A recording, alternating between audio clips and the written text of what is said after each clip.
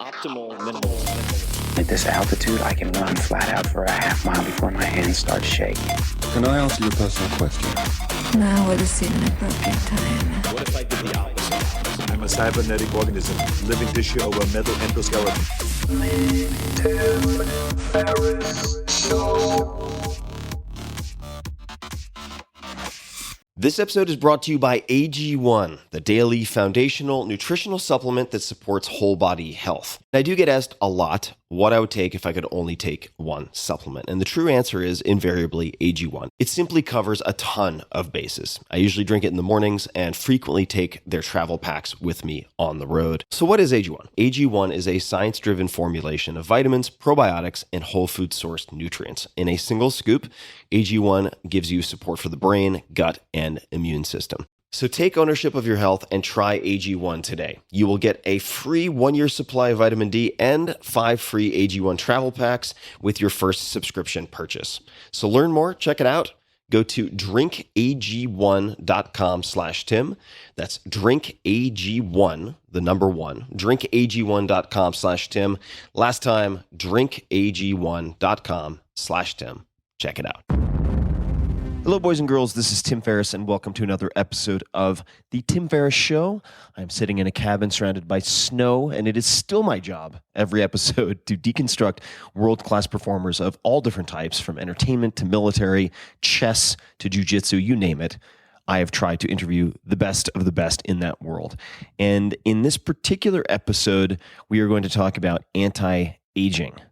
What does that mean? Well, there's a lot of hogwash, a lot of nonsense out there, but there are a few people who really stand out as particularly interesting because they walk the talk. Dr. Art De Vany is nearly 80 years old and totally ripped. I just spent a bunch of time with him, better known as Art De Vany, and you should check him out on Facebook, facebook.com/art.devany, Devany. He was signed as a professional baseball player in his youth and later earned his PhD in economics at UCLA. He is most famous for his evolutionary fitness, that's the term you would use, approach to training and diet, and our conversation focuses a lot on the subtleties and details of that. During his time at UCLA, Art did many things, including creating mathematical and statistical models to precisely describe the motion picture market. Art is now professor emeritus of economics of the University of California at Irvine and is a member of their acclaimed Institute for Mathematical Behavioral Sciences. So this guy's very analytical, he's very mathematical, and very, very logical. And that is the water on the kettle, but I'm going to power through it because I'm going to have tea, but it's going to be after this intro is recorded. A lifelong student of metabolism and fitness, Art has lived as a paleo athlete for more than 30 years and is considered a patriarch of the paleo movement, right up there with Lauren Cordain. He believes there's no such thing as healthy aging and that we can intervene to protect against the aging process. And in this episode, we talk about his daily schedule, workout routines, Nassim Taleb, why he never gets sick, that is why Art never gets sick, and really dig into the details of a fascinating man. There's also one point where I doubt myself, which happens fairly often, and I mention myotatic reflex, and then I renege and say, I don't know what I'm talking about. So just to explain what I meant by that, here's the definition. The stretch reflex, also known as myotatic reflex, this is from Wikipedia, is a muscle contraction in response to stretching within the muscle. It is a monosynaptic reflex which provides automatic regulation of skeletal muscle length. When a muscle lengthens, the muscle spindle is stretched and its nerve activity increases. That sounds like gobbledygook to a lot of you, but that is why I said myotatic reflex. It's related to doing negative only or negative dominant workouts, which Art subscribes to. All right, so there you have it. There's a lot of dense stuff in here. We get into the weeds, which you guys love, but if you're having trouble grasping something and it's getting very dense, just hold on and listen for a few more minutes and we'll get back into more familiar territory. We talk about everything from ice ages to economics to the philosophies of intermittent everything. We talk about the extreme events and the economics thereof. It's a fascinating conversation, at least it was for me. So without further ado, as I always say, I'm going to go get my tea now. Please enjoy this conversation with Art De Vany. Art, welcome to the show. Happy to be here, Tim. I am thrilled to meet you. I've heard so much about you from many people, including our mutual friend Naval Ravikant, and we're sitting here for those people listening at my undisclosed mountain location. And Art was kind enough to meet me here, and here we are at the kitchen table. And I thought we would just start with how you connected with Naval, because I don't know the story. Oh, it started with my blog. He got in touch with me, and I decided to give a seminar in Las Vegas covering sort of the elements of my approach. And he and his brother Kamal attended, along with John Durant. Sure. Mm-hmm. And Richard Nicolay, and then a whole bunch of other people who've gone on to fame and fortune in the paleo world. And you've kept in contact with Naval, or at least he is certainly very familiar with the blog. If we rewind the clock a little bit, how did you go? Well, actually, I'll take a step back. I was going to ask you how you went from economics to the evolutionary approach to everything. But before I go there, how did you get to economics? Oh, yeah. Well, I loved economics. It's a study of decentralized mechanisms and organizations and spontaneous order. I got into it because I took an undergraduate class in comparative economic systems at UCLA. And I had a professor who was just profoundly inspiring in that class, George Murphy. I give him credit. He may disclaim my credit, but he was so eloquent in talking about Hayek and Enrico Baroni and a whole bunch of other people who wrestled with central planning.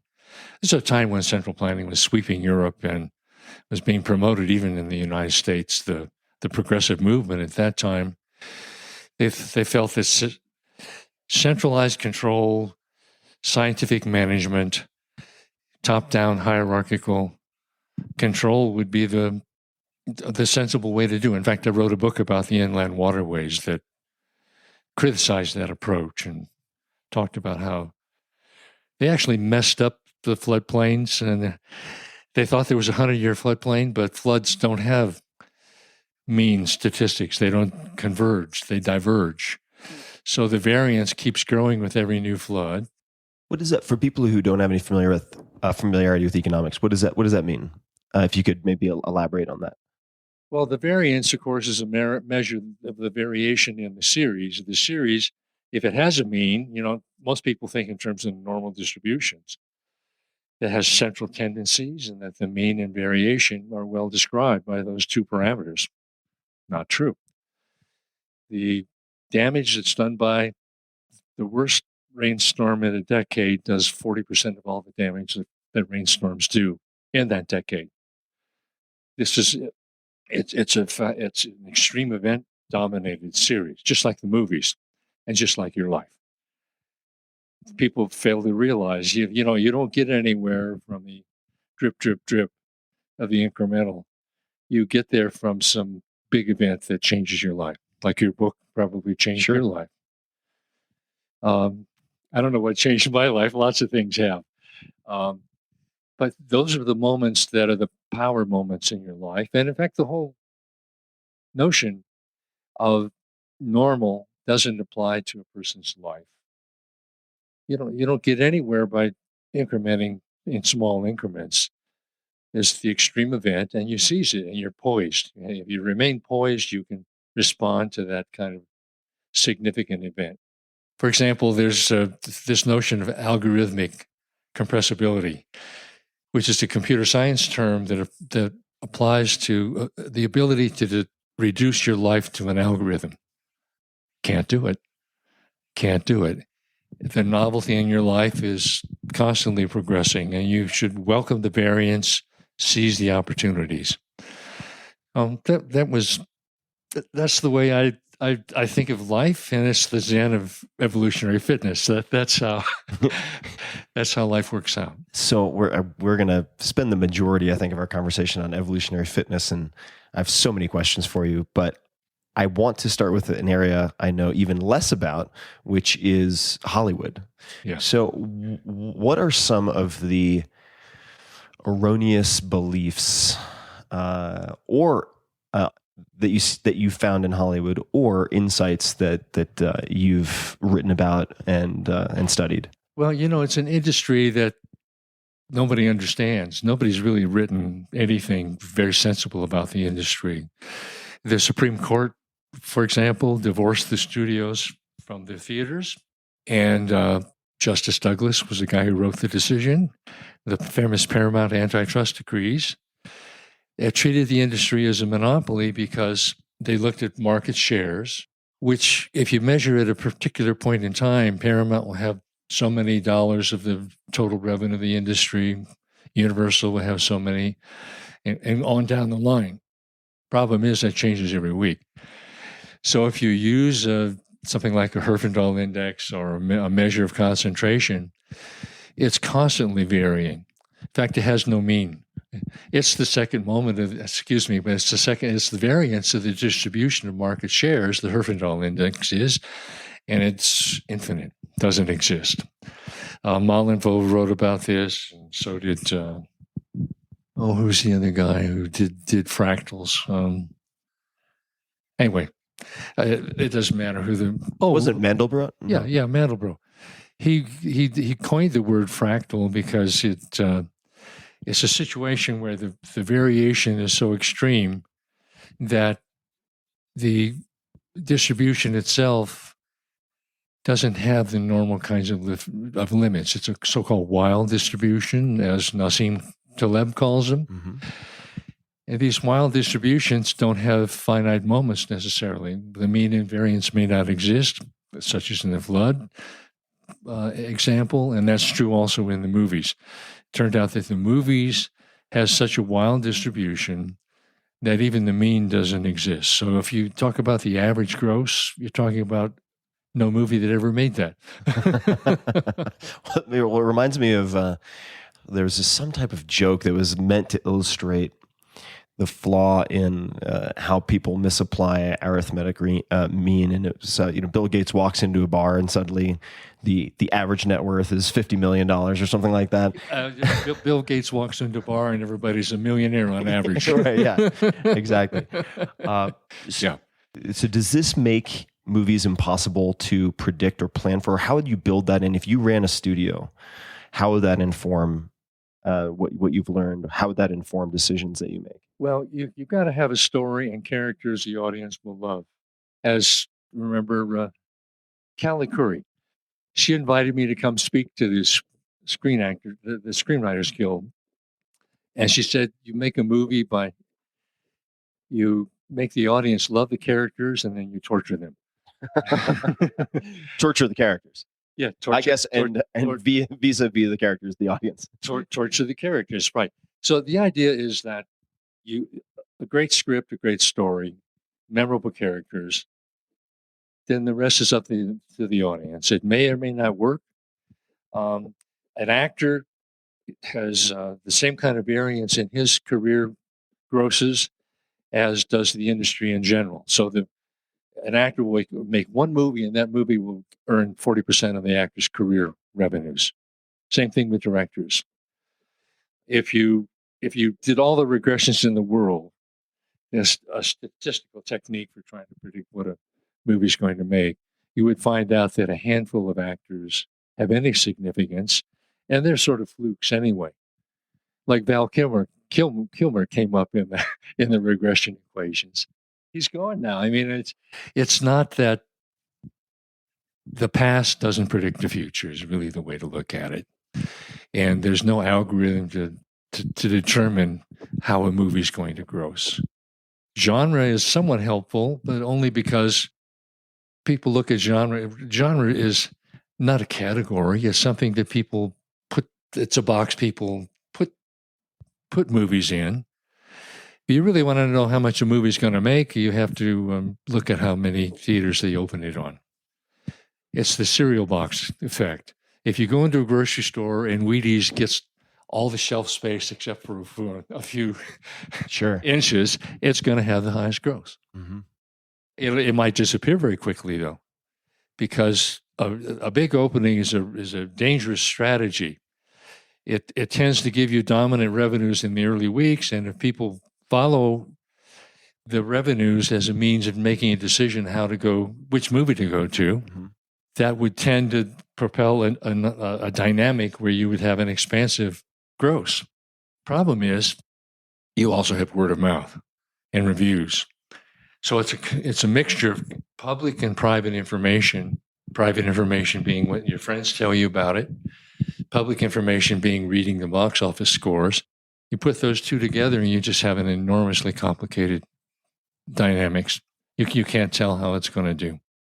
As a matter of fact, if you don't get the grosses and you got 4,000 theaters committed their screens to your movie, you may have to allow them to double bill in the second week. That is, add another feature to it. Oh, I see. If you see a movie that's double billing by the third week, it's a stinker. So, yeah, I would imagine it's similar to books too. I mean, I suppose in any hits-driven business, there are some people who try to front load with distribution, so they have this huge initial upfront cost in the hopes that it will make the list somewhere at the top and then become a self-fulfilling cycle of sorts where people use it as a shopping list. It's the same kind of thing. And actually, a lot of authors will go out and buy lots of copies of their book. Oh yeah, I know. I know of people who've bought. I remember I visited. I shall not name names, but I went to the office, the headquarters of a CEO who had recently published his own book, or I should say, had his book published, which he did not write. And there were tens of thousands of copies lining the walls. It was just outrageous. You could have built an entire structure out of these books. Well, the public has to. They're smart. They've learned that if you just look at the sales itself, that's what a lot of other people are doing. But it could be that they're manipulating the sales as a way of signaling to you that it's a great book. So you look at reviews and you see what the author's done before. It might work if you're Tom Hanks in a movie, but then again, it could be he has huge variance in his grosses also. He's not a sure thing. Yeah. What a star will do is it will raise the least revenue a film might earn. I see. It raises the minimum revenue, because it gets it out on a fair number of screens, and some people will come. But then word of mouth starts to take over, and it can tank in no time. So you developed these mental models, these analytical frameworks. How did fitness and diet enter the scene for you, or how did you start focusing on that? It really began the other way around. I always wanted to be fit and strong and have a beautiful body and healthy looking skin and so forth. I just like people liking me and looking at me. So ego helps a lot in this game. Yeah. But I also was interested in fitness and eating well most of my life. However, that blended with that plus my interest in athletics, and I wanted to be a pro baseball player. Eyesight let me down. So that mixture led me to appreciate the hunter-gatherer kind of lifestyle. That is, if you view uncertainty in the world the way I do, and you realize that we came through a narrow bottleneck, only 2,500 or so humans made it through the post-Toba volcanic eruption, volcanic winter. That was the lowest temperature in the last 20,000 years was post-Toba. And so we came through a bottleneck like that. You realize that we have to be extremely hardy, very robust.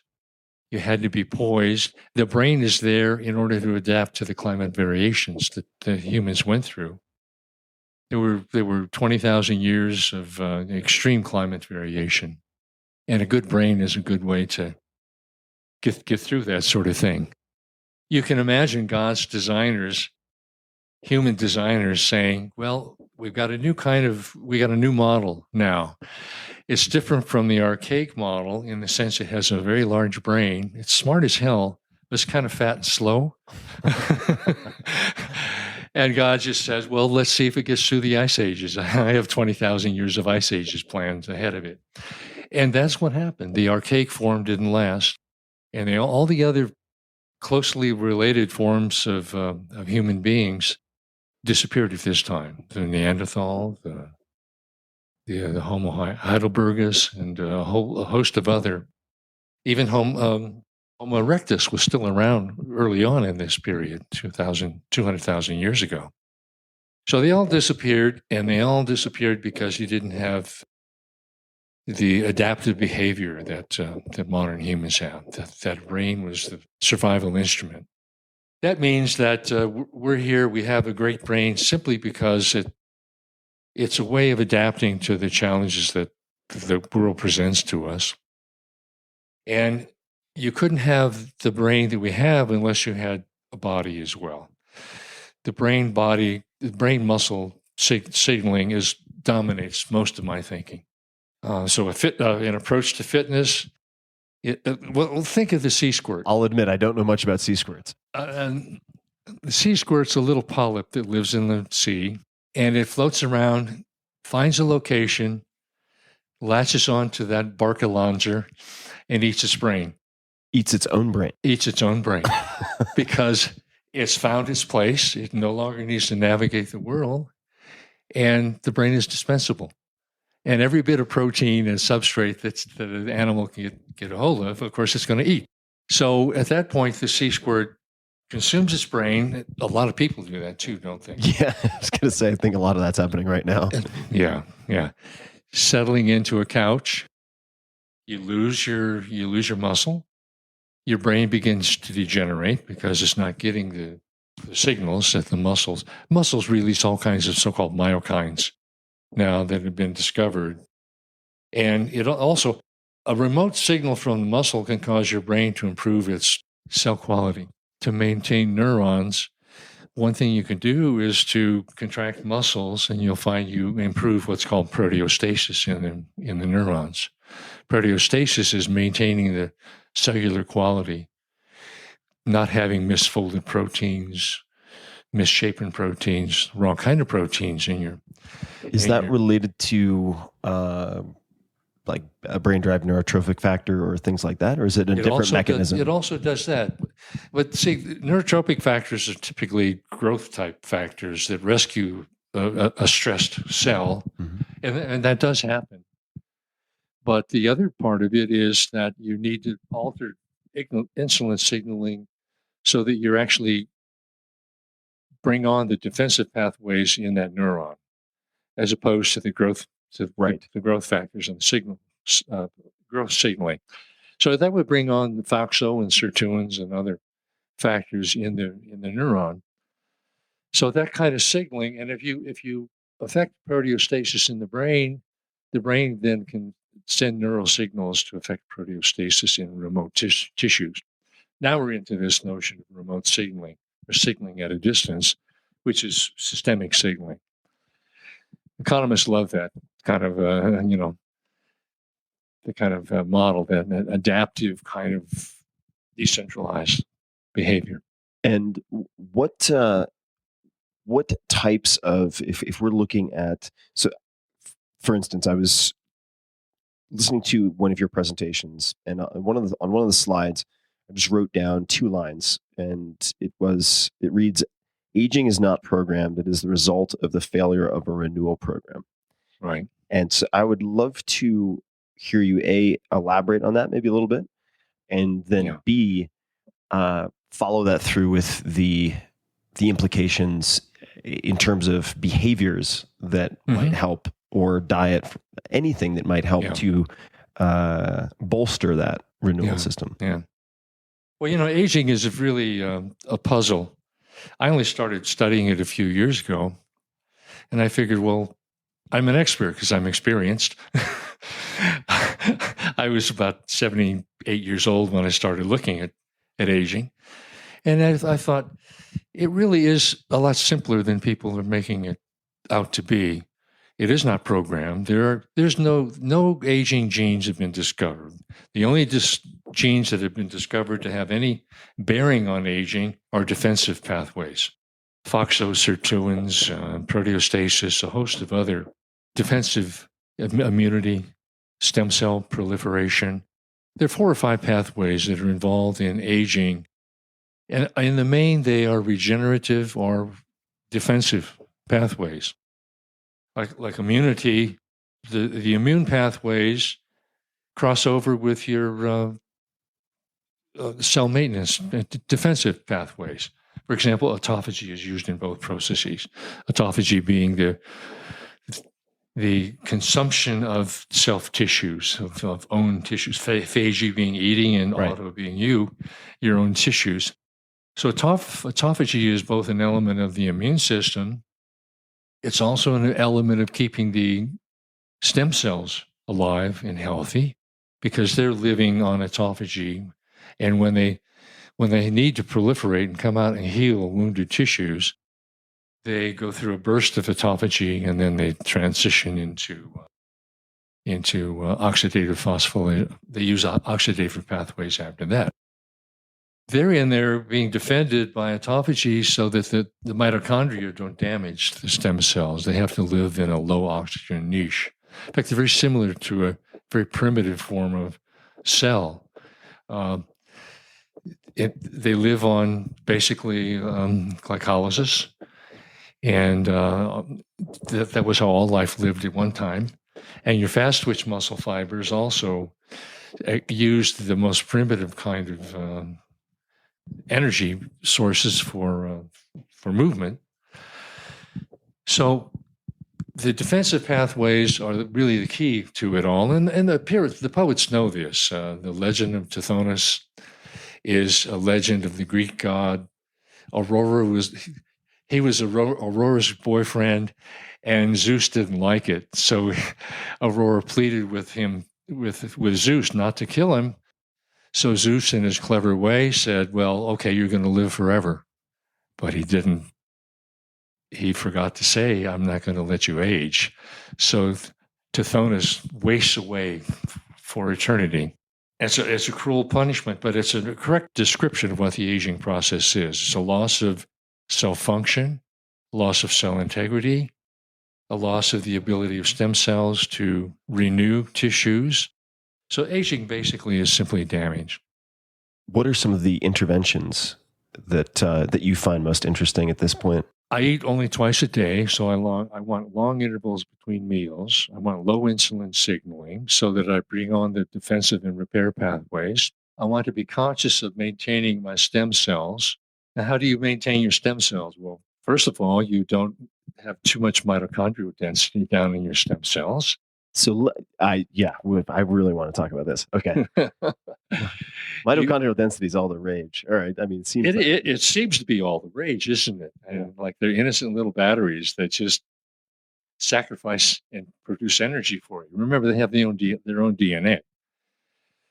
So mitochondrial density has to be very low in the stem cell niches.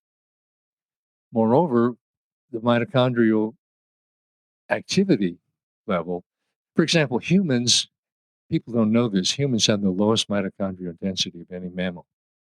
Really? Yes. And they also have low reactive type of mitochondria, the L3. We all came out of the L3 mitochondrial haplotype that left Africa.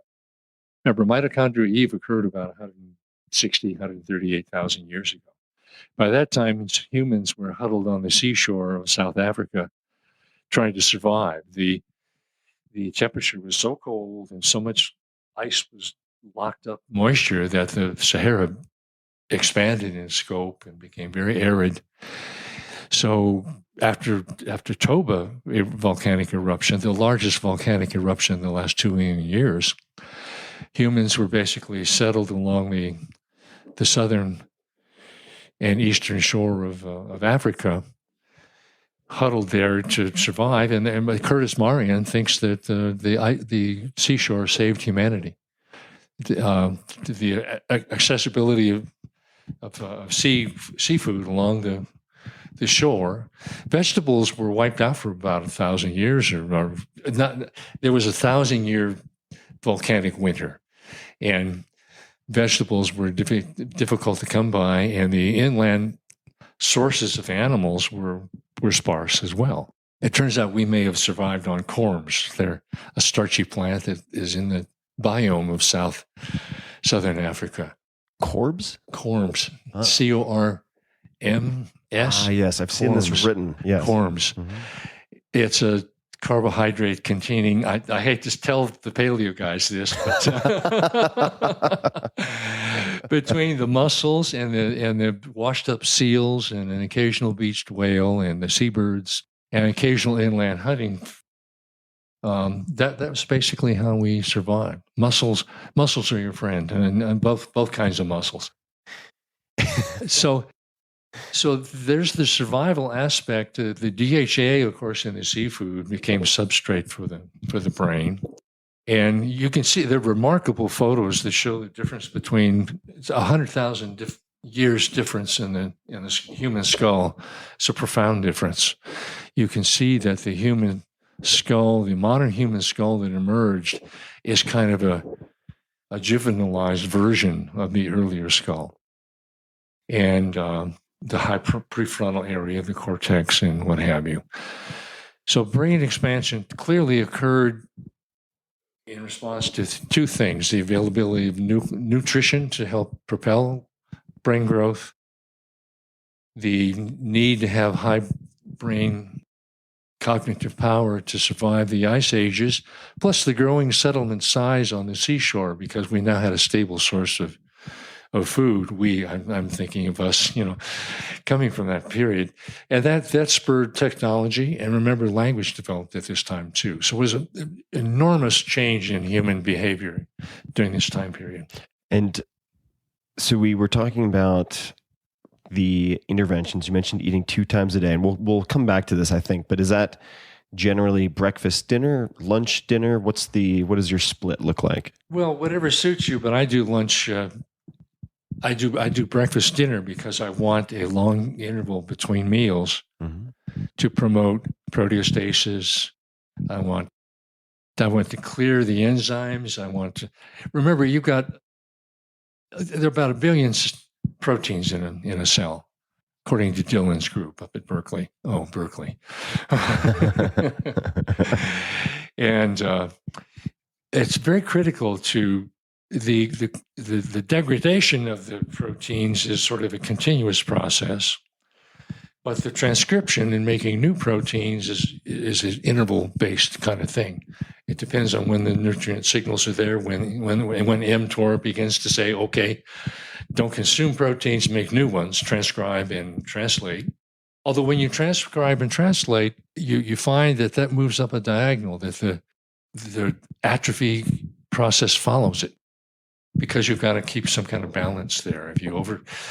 My theory is this: that we had to overeat in order to survive. We don't live on energy balance, and if you look at this as a random world, you can't survive unless you overeat during periods when food is available, so as to store nutrients for the times of scarcity. We also overproliferate. That is, when nutrients are available, the transcription and translation process turns on in a sort of a burst.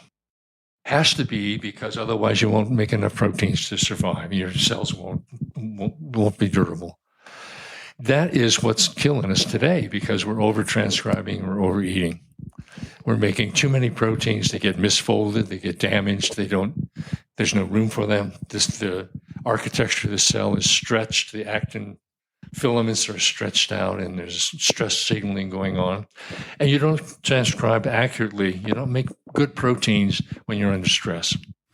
We also talked then about the low mitochondrial density near stem cell niches, I guess you said? Is that Yes, right? they reside in a low oxygen niche. So how do you proactively encourage low mitochondrial density in those areas? You do weightlifting. Mm-hmm. You stay off the treadmill. Actually, if you sprint, you can consume mitochondria, because you improve mitochondrial quality. I got it. So they become more sort of effective and efficient, so you don't need the density. That's right. And they don't rely as much on oxidation either.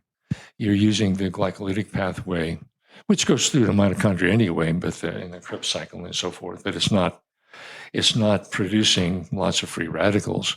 So, are you responsible for getting Nassim Taleb deadlifting? Is that My fault.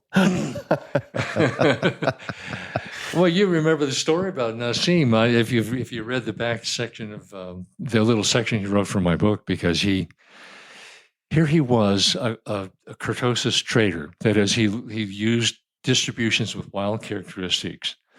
And he was buying out of the money calls and puts, and living on the variance.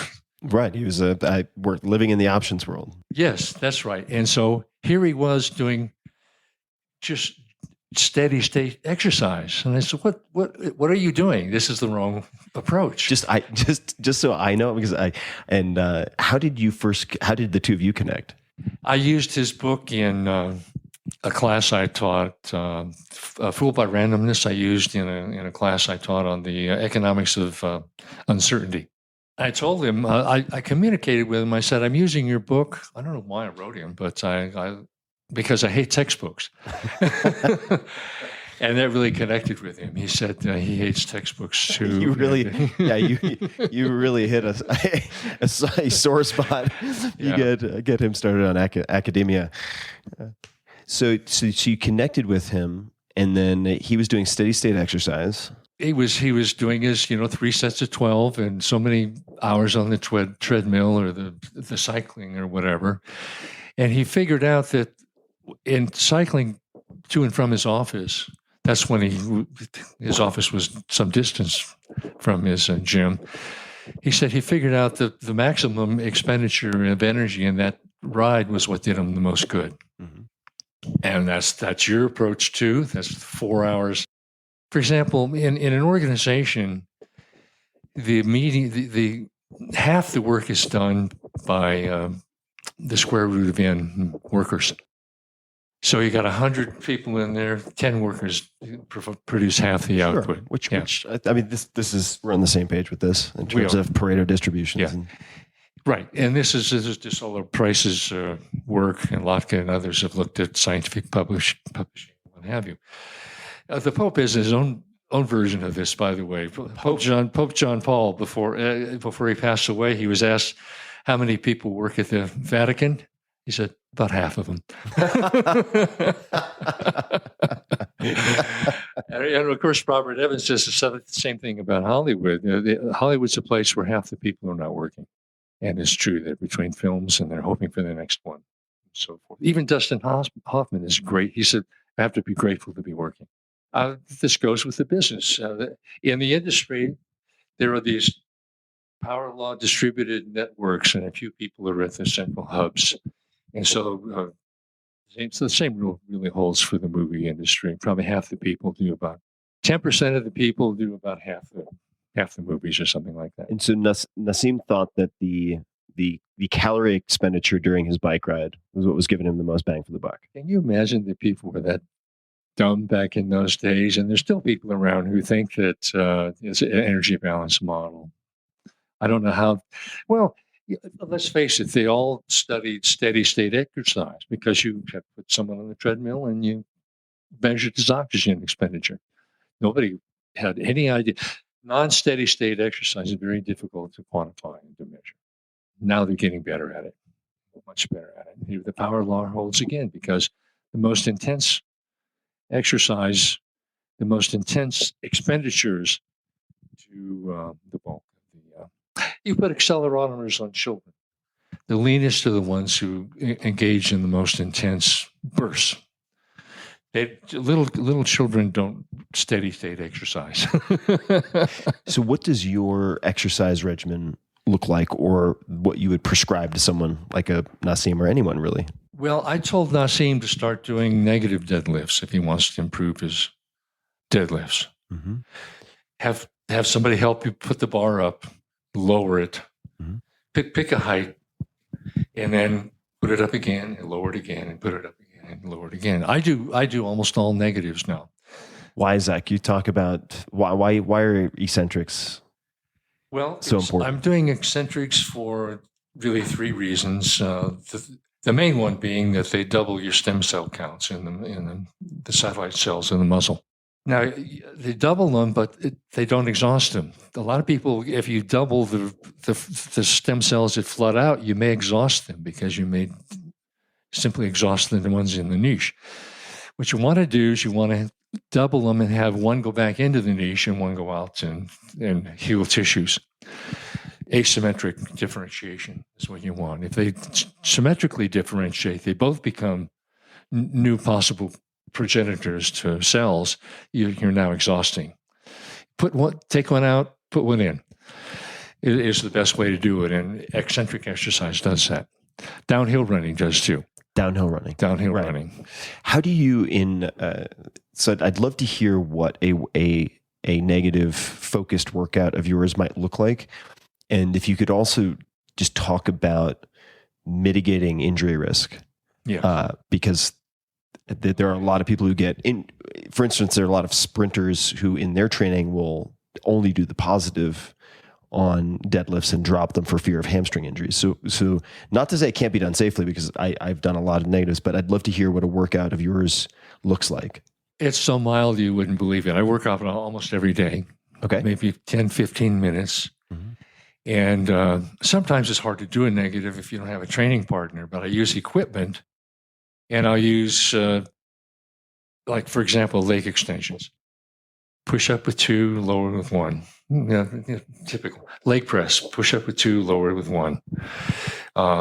Shoulder presses, push up with 2. Actually, I use a machine, in this case, like the power hammer and stuff.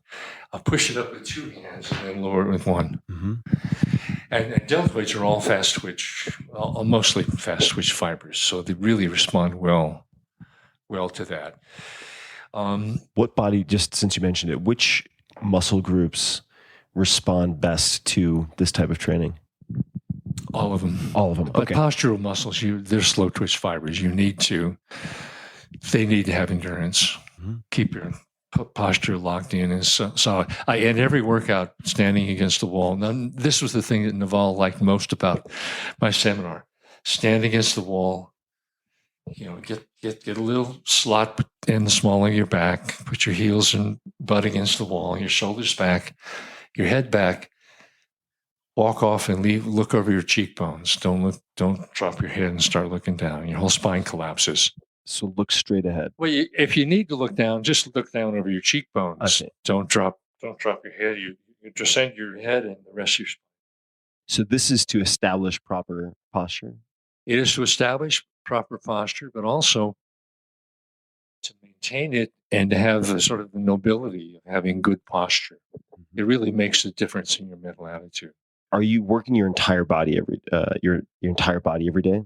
No, I'm not, because I might do legs and shoulders one day, and I almost never do curls because they're just ego muscles anyway. But I would just go around and do a variety of exercises. I make sure to hit every body group a couple times a week, and I'm cycling through, and I do a lot of lat and lower back and leg work and shoulder work. When you said 10 to 15 minutes, how do you choose? Let's just take an example in the shoulder press. How are you determining what weight to use? Is it a percentage of, say, 1 rep concentric? And then what is the tempo, number of repetitions? If you could just give us an idea of the programming of that. I'm such an instinctive trainer like Arnold is. Yeah. I just don't have a regular way. I just do it. Okay. Do you go to the point where you start to lose the ability to control the descent, or when do you terminate it? Yes, I do. I have some sense of fatigue, but what I do is I push it up really fast and quickly in very precise form, but lots of acceleration, and then coming down really slow. And to a full good stretch, you have to. You remember you have this giant protein in your muscles, this titin protein. It's the stress sensor. And stress, by the way, will stimulate mTOR and protein synthesis. The stretch. Yes. I might be getting this wrong, myotatic reflex? Am I getting that wrong? Something like that. I don't know what I'm talking about. Please continue. Yeah. Okay. Well, there's a signaling domain down in the and the Titan protein passes. It sets the architecture of the whole muscle, really, and the actin. There's a cytoskeleton, a skeleton in the muscle itself of these actin fibers, and if they're stretched and if they sense stretching, you get the dystrophin protein that senses the distortion of the enclosure of the muscle, and then the Titan senses the extension of the muscle. That means you want to really go to a full stretch. If you did curls and never fully stretched, you'd have a little tiny muscle. You've got to stretch the muscle out, and Goldberg's work and all kinds of work on muscle shows that full extension, you lengthen the muscle too. A lengthened muscle is stronger and fuller when it's contracted, and it's faster. So I want my muscles to be not too big, lean, long, and quick. Mm-hmm. What, from just an evolutionary standpoint, what would have mimicked the eccentrics aside from downhill running? Well, actually, any kind of running does it, as you know, because every impact is an eccentric right stress. Any kind of lowering, of course. You had to lift and lower things. I suppose even carrying is a certain degree of eccentric exercise. But I only see this is Stone Age plus high tech, right? And the high tech part of it is looked at Macalusa's work on stem cell activation, and there's other work on it as well. I wanted efficient time efficient exercise to keep me injury free. And injury-free is really very important. I've had almost no injuries in the gym. Over 60 years of using gyms, I can think of one injury. So you're efficient, injury-free. The fast twitch type of fibers are the ones you're hitting when you do descending. And when you get older, your motor neurons aren't as effective. So you want to have the kind of heavy stimulation of the fast twitch fibers. They're the ones that have the biggest motor neurons. And the way to do that is negatives. It's very safe, very effective. Of course, you can't do negatives on everything because it's awkward and what have you. So you can at least concentrate on accelerating smoothly and rapidly up and then descending slowly. Mm-hmm. I mean, Doug McGuff flexed this sort of stuff, and probably the best thing about his exercise is the slow descent. Yeah. Yeah. But I would never work out hard enough where I have to rest a whole week. I do something every day. What's the rationale behind that, as opposed to having longer rest intervals? Okay. Well, I want a renewal signal every day. Mm-hmm. The renewal signal is one, it's the fasting before exercise. Then the fasted. When do you work out typically? When do you do this 15 minutes? I probably work out at 11 o'clock in the morning, typically. So got it. So yeah, I'll get up at like 7 or 6, and I'll have a mild breakfast at like 8. What would be some of your default breakfasts? Well, my favorite default breakfast is a giant smoked turkey leg with a bit of melon. They're very inexpensive and they're fun to eat. Sounds fantastic. I wish I had some of that here. Unfortunately, I do not. You got two big turkey legs in a package at Walmart even, and I one turkey leg and maybe a third of a melon. Got it. And then I will work out at 11. I'll have a 15, 20-minute workout because I like to go around and see if there are any girls there to look at too while I'm there. And I won't eat until 4 hours after. I'll eat like at 5 o'clock.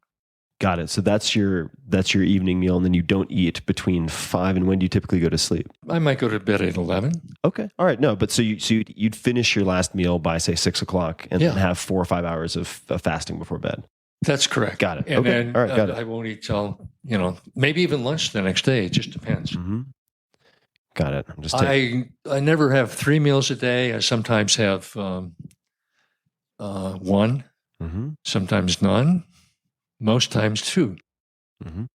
But you don't have to cut calories. It's just the timing. It's the intervals between meals where you have low insulin signaling, high autophagy and proteostasis mechanisms like the proteasome is eating up enzymes and you're clearing the damage. Your autophagy peaks at about 4 hours after 4 to 6 hours after exercise. All these guys who guzzle right after their workout, they're killing their adaptive process. You can't have without a proper autophagy, your muscles degenerate. You have to clear the old damaged proteins, and that's how you do it.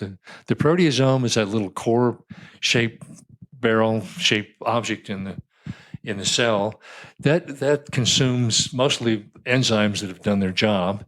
Clears enzymes. If you have enzymes to stay there too long, or neural factors of some kind, like stress hormones, you have to eat those up. The whole thing is dynamic protein generation and clearance. So what I'm doing is I'm working out. I'm stimulating the autophagy process and the proteostasis. Proteostasis is protein quality maintenance process. So by 4 hours later, that's peaked. It's over, and I'm good and hungry. I have a nice big meal. What does dinner look like? What would be an example of a dinner that you enjoy? My wife hands me something. Usually it's, I used to do all my own cooking when after my first wife passed away, but now she's such a great cook. I would have a big mound of spinach with lots of garlic in it. And there may be, she makes a lot of pot roast. Her own way, though. It's more an Italian way. Of course, a fair amount of steak. I'll have an occasional prime rib. But I always cut the excess fat off. I don't like fatty meats. Is that just a personal preference, or is there a sort of is there a scientific reason behind it, or just palate? It's both personal. I trust my taste, and if something is just like, oh, this is too much of this, I back off it. The other part of it is if you want to have a fatty liver, you eat a lot of fat. There's no way around it. Got it. Yeah. You oxidize energy sources according to how easy they are to oxidize. So first carbohydrate goes, then maybe protein or fat, but fat still has to go. So it has to go somewhere. And excess adipose tissue is one of the worst things you can do. Body composition is so crucial. And if your liver starts filling up with fat, this is fat where it shouldn't be. This is like ectopic fat. Then it's also building up in your bone marrow, in your muscle, in your thymus, in your brain. So the fatty degeneration is a source of stem cell differentiation. A stem cell will come wandering out and say, I'm going to fix this muscle, but it encounters a whole lot of fat in the muscle. So it differentiates into an adipocyte instead of a muscle cell. Remember, these stem cells are very plastic. They can take on a fate depending on the tissue they arrive to and what signals they receive. They're local. It's local as well as the global signals that are causing that. See, bodybuilders always knew it was volume that built mass. I think this is really generally true. Lots and lots of volume, even 2 workouts a day. I was around a lot of these guys. Sure. I get the volume in a different way. I work out every day, but maybe 20 minutes at the most, right? I do take one day. I don't work out at all. What do some people in the paleo movement get wrong? What do you think are the most common errors or logical fallacies or damaging fads or trends that you observe in people who self-identify as paleo? Very interesting, because there are a lot of little tribes inside the. Oh, sure, a lot of factions.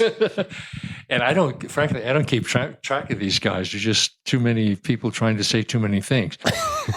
They eat too much fat. Mm-hmm.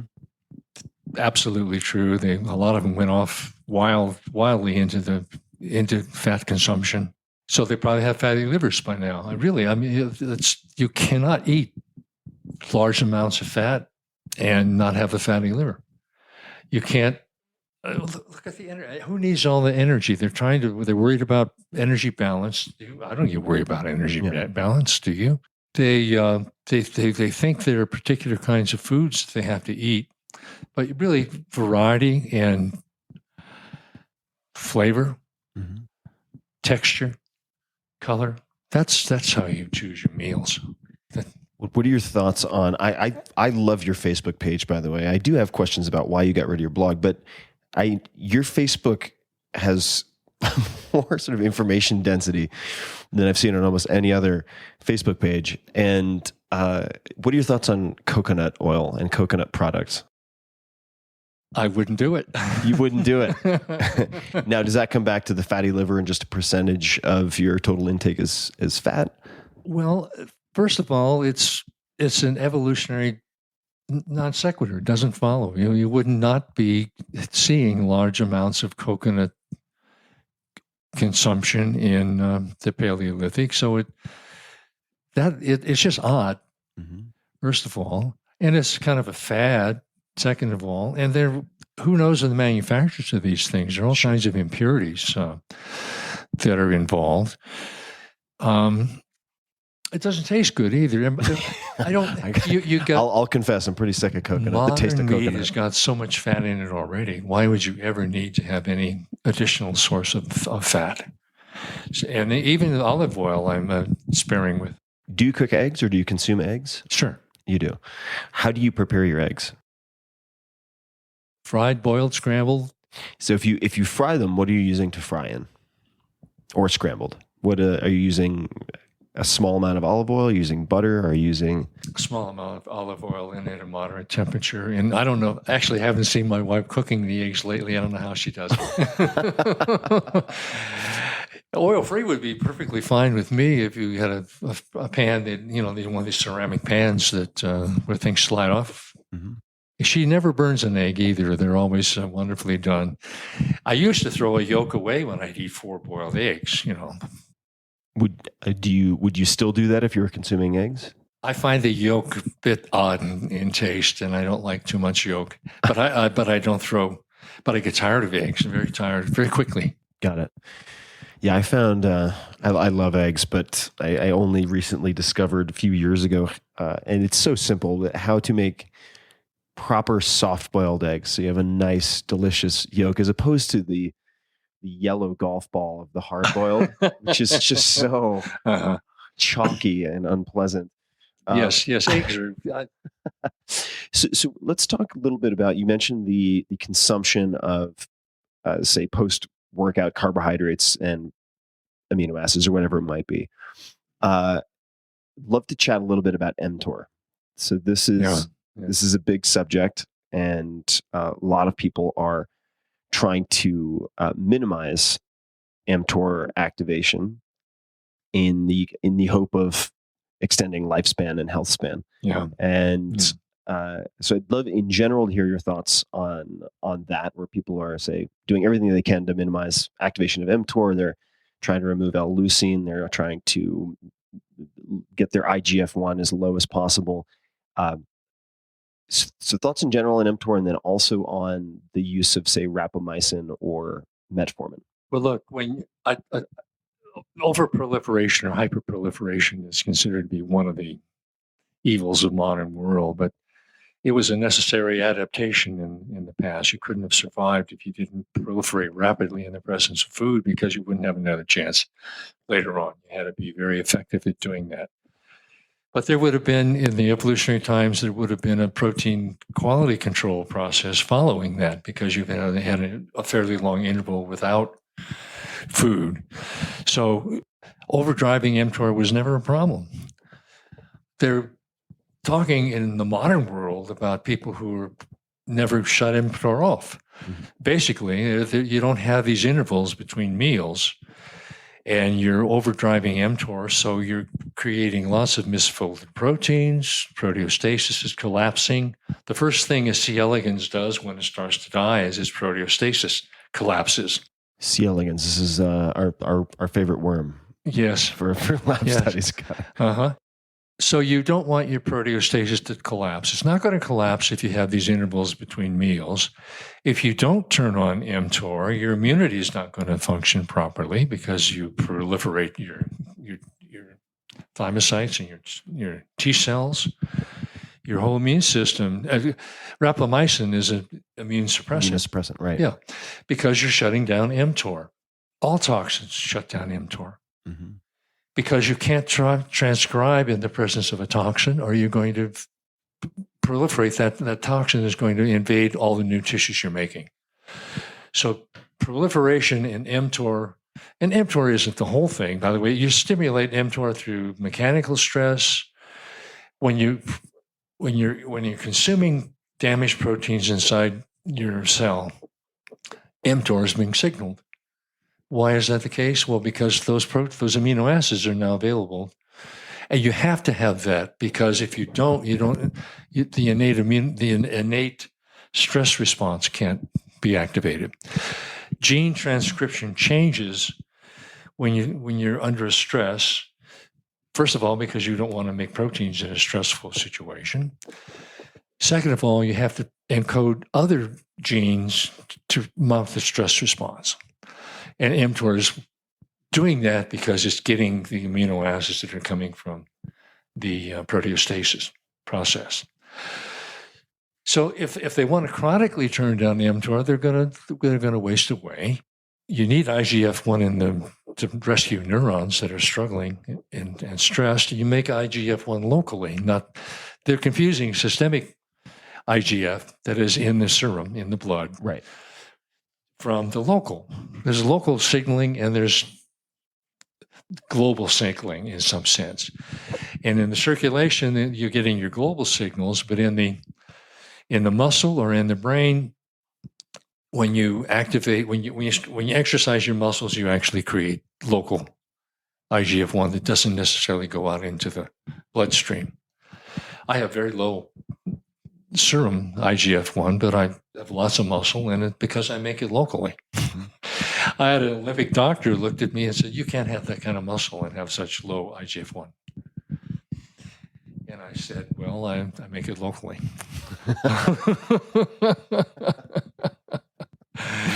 Well, he's used to seeing professional wrestlers and so forth who were stoking up on insulin and other such things, right? Well, it's kind of like all the hipsters in San Francisco, where they say think globally, buy locally. Well, so you're thinking globally and making your IGF locally. I make it locally, but you know what? A muscle contraction will turn on AKT, and so you're not coming through the insulin pathway, but the second half of it, you're rescuing. AKT is a survival hormone, a survival protein. They're thinking about the insulin pathway exclusively, but you've got other factors down there. There's some wonderful work done by Japanese Izumura and Akasaki and others who show that if you can overexpress AKT in the muscle, that's protein kinase B also, or whatever it is, and it'll heal your liver. So exercise your muscles and heal your liver. And how do you do that? You express AKT in the fast-twitch muscle fibers. So in those studies, were these researchers using a high-intensity weightlifting protocol? No, they were merely engineering the genes in a mouse to overexpress AKT in the fast-twitch fibers. Mm-hmm. Profoundly effective. You can't read that or study, and a series of studies by this group, Izumura, and you can't read that without saying, I want all the fast-twitch fibers I can have. They're not only disposing glucose, they're taking the glucose disposal burden off the liver. Right. And off the brain. So these insulin-like peptides that are signaling in the brain too often, you're turning that down because you're taking the glucose disposal burden off the other cells, and therefore you're reducing insulin signaling in those cells. And it turns out that when you contract muscle, you make this 4-BEPE or something like that, which interrupts transcription. What you want to do is you want to have you don't want to be transcribing new proteins in your brain when it's not time to do so. You want to be improving the quality of the neurons. So if you exercise, you reduce transcription in other cells because this particular protein, it binds to mTOR and keeps it from initiating transcription. The things that mTOR does. mTOR is overrated anyway. It's the ribosome that really matters. Please say more. Tell us more about the ribosome. And, well, the ribosome and is... let's if you could make it as start at the basics. Yeah. Okay. Well, and I could blame that on my audience and say, for those who don't know, but I would actually like to educate myself. Well, when you're going to make a new protein, the messenger RNA comes out. It's a string. The ribosome is this little bead-like structure that runs across the string, and it's charged with amino acids. It reads the signals on the messenger RNA, and it transcribes these long strings of proteins. And then they go off, and then they're folded and what have you. It's actually like a universal Turing machine. Remember, sure. Alan Turing said you can make any computer if you just have a read-write head and a tape. That's what the ribosome is. It's the read-write head that runs along the tape and makes proteins. My neighbor at UCI was the world's leading expert on ribosomes. God, it's so complicated. It gives you a headache every time I talk to him. So I finally came up with this idea. Well, it's a universal Turing machine. It's going across the read tape is the messenger RNA. The write tape is the protein that is made by the ribosome. Well, the ribosome, not only being very complicated, it's very adaptive in what it transcribes. So FOXA will change the transcription factors, so therefore change the messenger RNA. And the ribosome will run across there. And between those two, they're like any universal computer is inherent in what they can do.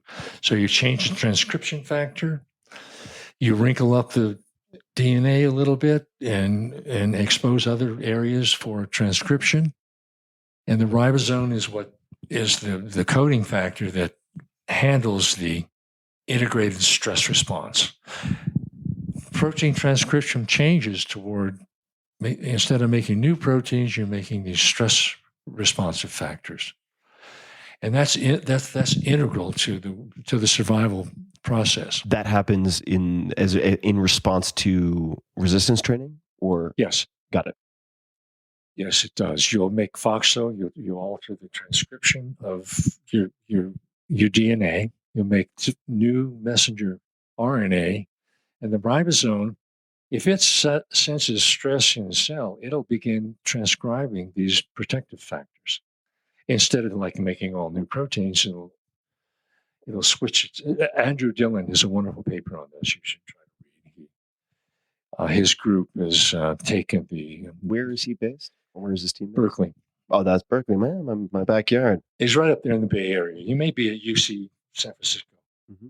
He has a quantitative biology group there. And so in doing that, then in shifting the transcription to what you were just describing, to the survival, yes, or stress response. Stress response factors. Right. We're bolstering that renewal program. Yes. The failure of which is implicated for what we call aging. Right? That's precisely right. Your immunity is brought up also during this. Everybody who does anything in aging these days has finally agreed that basically it's a stress response.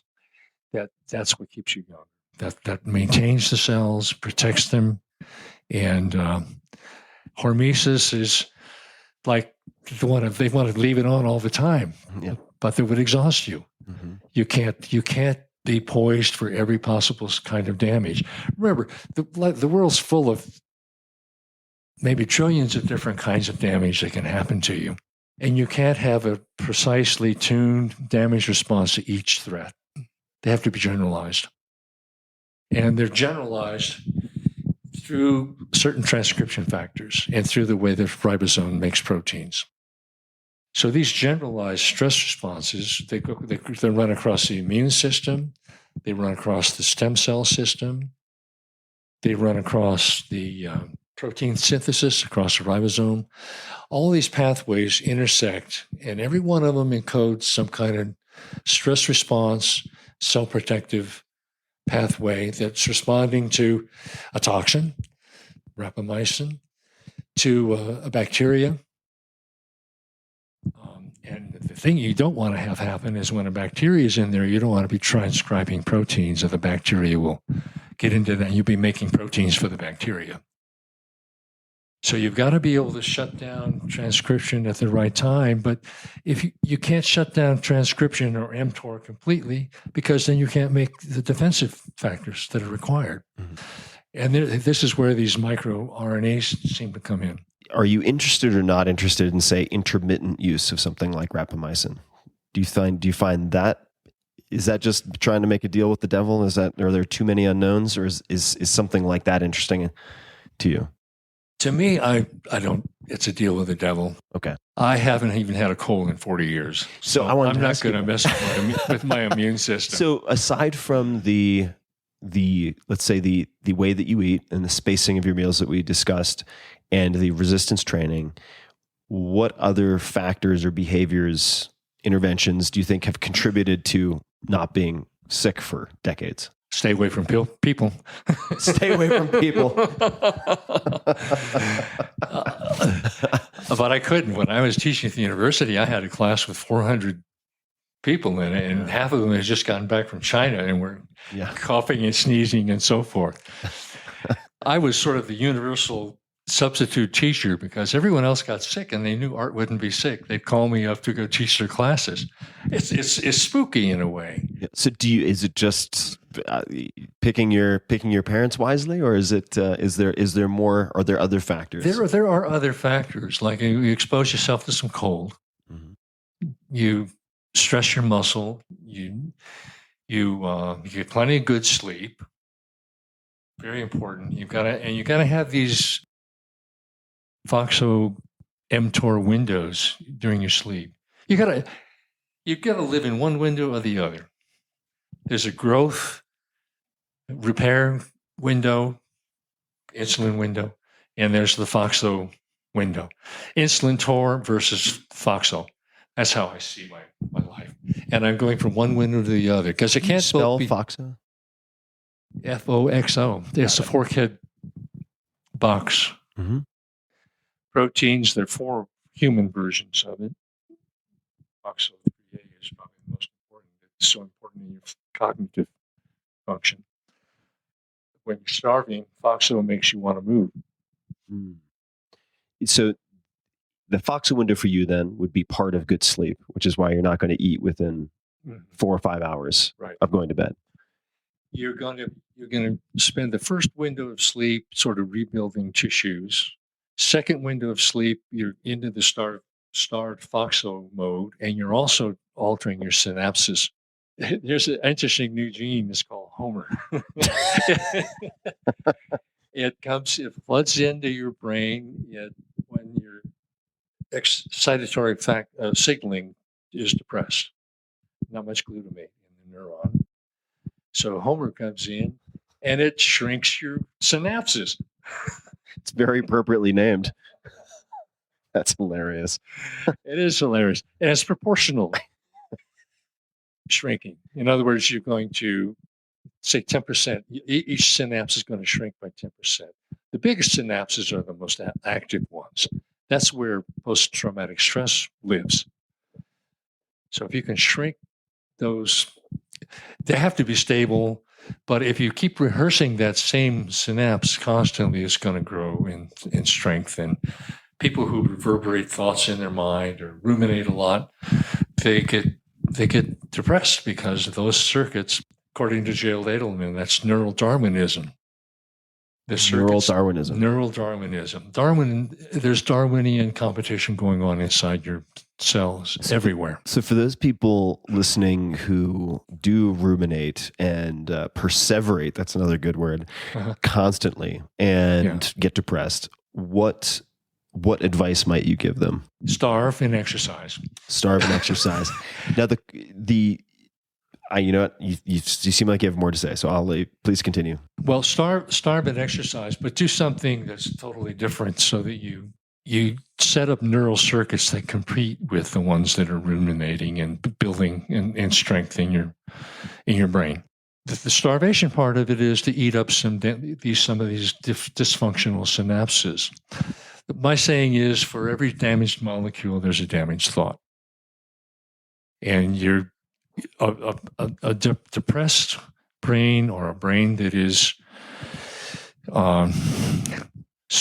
has post-traumatic stress, those are injured neurons inside the brain, and you just need to get rid of the dysfunctional molecules that are causing those neurons to malfunction. So I guess, yeah, I mean, of course, I mean, it seems self-evident, but for those people, it goes both ways, right? I mean, for every damaged thought, there's a damaged molecule. So if you're thinking about, rather than trying to think your way out of that problem, heal the brain. Heal the brain, and you heal it with neurotropic factors. Be outside, new thoughts, new patterns of behavior. How would you feed? I know it sounds silly to ask, but how would you feed those new thoughts? Yeah. If a loved one of yours was getting depressed and exhibiting these symptoms, what would you prescribe to them? Well, when my first wife was declining from a host of other things, I'd take her walking as much as I could. Mm-hmm. I would tell her bad jokes. Change the surroundings. The typical things that people have to do. Being outside is enormously effective. They're stimuli you can't even relate to, but you perceive them. Mm-hmm. And your unconscious brain is what's going to heal you first. And the unconscious brain is more healthy when it's exposed to nature and happy people and children and dogs. Well, our friend Naval, I think I'm getting this attribution right, but he said the first rule of conflict resolution or minimizing conflict is to not spend a lot of time around people who are constantly in conflict. thought that was a good rule. Well, our politics is exposed us to that, so turn off the news. Don't watch the news. You mentioned in passing cold exposure. So this is something that I've found to be tremendously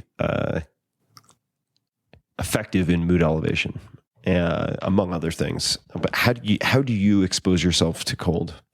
Well, I walk the dogs early in the morning with almost no jacket or anything. Just go out and get nice and chilly with them. Cold showers, and a cool just to be pool. clear, where do you live now? Oh, southern Utah. So it's not as cold. It's no longer UCLA around campus. No, it's not. But even if you live in a desert-like climate, it's cool in the morning. Sure. Quite cool in the morning. I keep the pool cold. I don't heat the pool much. And I take cool showers. I don't try to shock myself.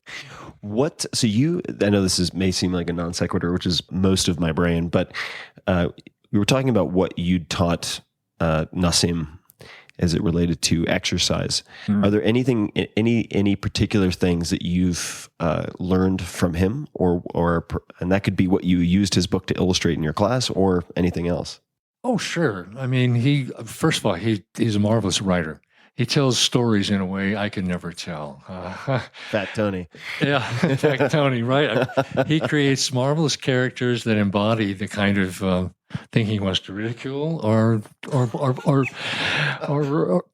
point out as savvy. He likes street smarts like I do.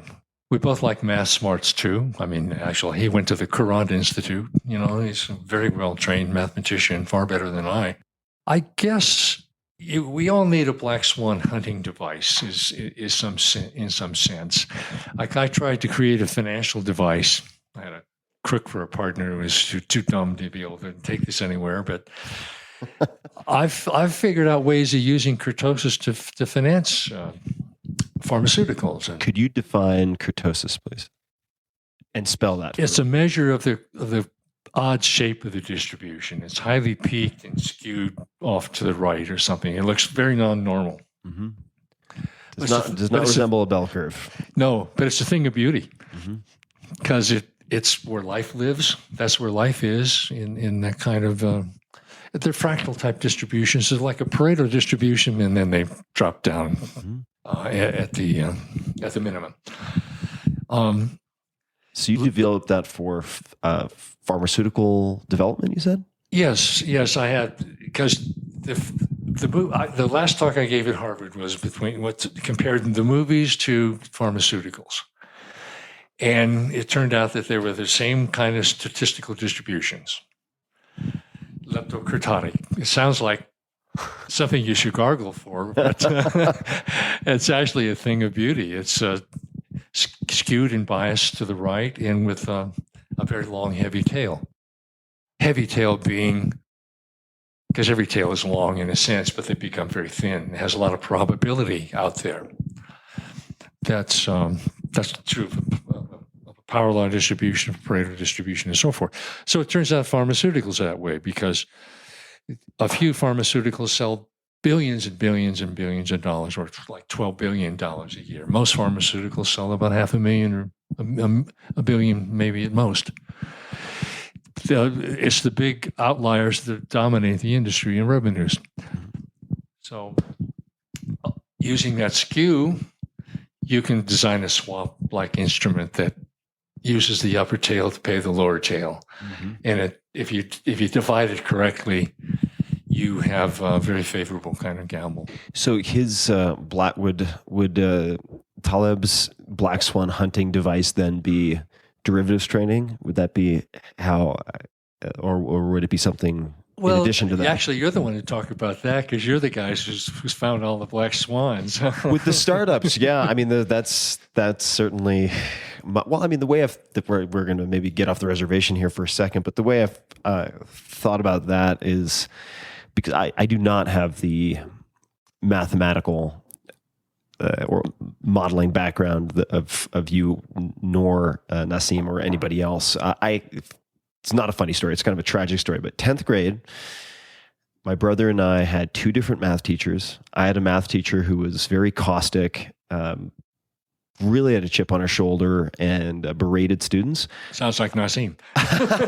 Well, he had a different response. I think Nassim is more pugnacious than I am.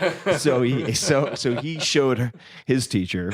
I decided to choose my college based on lack of math requirement. My brother had a fantastic teacher. He now has a PhD in statistics. Oh, isn't that something? Yeah. There's an extreme event right there. Yeah. It's a small event, but it really changed the course. Yeah, it completely changed the course of my life. And therefore, in my case, when I remember having a conversation with a hedge fund manager, and there are plenty of bad hedge fund managers out there, and I don't think they go by that name anymore, but there are some very, very brilliant people in the game. And I spoke with one, and I'm not going to get this totally right and do it justice, but he said, there are a number of different advantages you can have, and you need to have at least one. And he said, you can have an informational advantage. Yes. You could have an analytical advantage. Mm-hmm. You could have a, behavioral advantage, meaning if you're someone there are plenty of people who try to imitate, say, Buffett, but they emotionally react to the market differently than a Buffett or a Munger, sure, and so on and so forth. And there are many of these. And what I realized was, given my sets of strengths and weaknesses, where I could capitalize was in the informational advantage by placing myself in the center of the switch box in Silicon Valley. So that became my way of hunting for black swans.